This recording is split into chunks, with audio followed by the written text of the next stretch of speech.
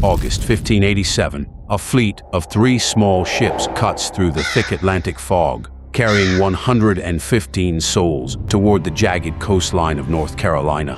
They weren't soldiers, they were families, men, women, and children looking for a second chance in a world that hadn't even been mapped yet. Among them was John White, a man carrying the weight of a new civilization on his shoulders. And by his side, his daughter Eleanor, who would soon give birth to Virginia Dare, the first English child born in the New World. At first, Roanoke Island felt like paradise, a lush, green sanctuary. But paradise has a way of hiding its teeth. They didn't know that the ground they were building on was already soaked in the blood of previous failed attempts. They were alone, thousands of miles from home, with nothing but the dark woods watching their every move. Resources were thin, the soil was stubborn. By the time the first winter loomed, the settlers were desperate. John White had no choice but to sail back to England for supplies, leaving behind his daughter, his granddaughter, and the heartbeat of the colony. He promised to return in months. He didn't know that destiny had other plans. The Anglo-Spanish War erupted, and every English vessel was seized for battle. For 3 agonizing years, White was a prisoner of circumstance, staring across the ocean, wondering if his family was starving, or worse. When he finally returned in 1590, the air on Roanoke had changed. It was heavy, still. The houses were gone. The fortifications were dismantled, not destroyed.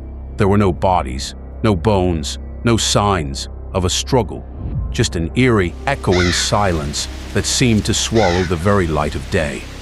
And then they saw it, carved into a heavy wooden post at the entrance of the settlement. 5 letters, CROATOAN. White had told them, if you are forced to leave, carve the name of your destination. If you are in danger, carve a cross.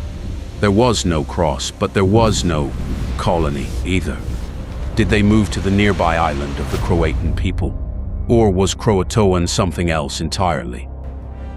Some legends speak of a dark spirit, a force that inhabits the island, turning men into trees and shadows.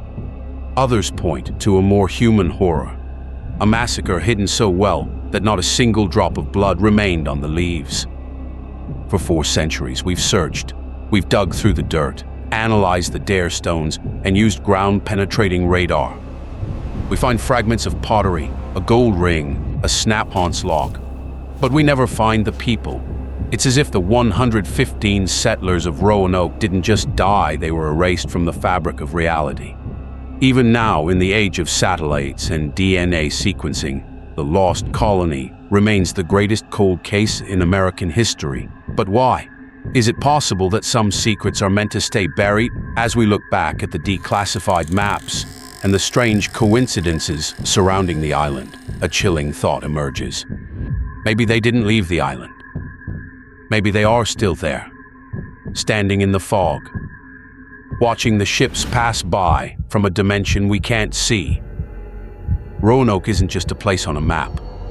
It's a warning, a reminder that in the vast, untamed wilderness of the New World, the line between history and nightmare is razor thin the next time you stand on a quiet beach and hear the wind whisper through the trees. Listen closely. You might just hear the echoes of 100 souls, still waiting for a rescue that's 400 years too late. This is the Lincoln Vault. Join us as we unlock the secrets they tried to bury.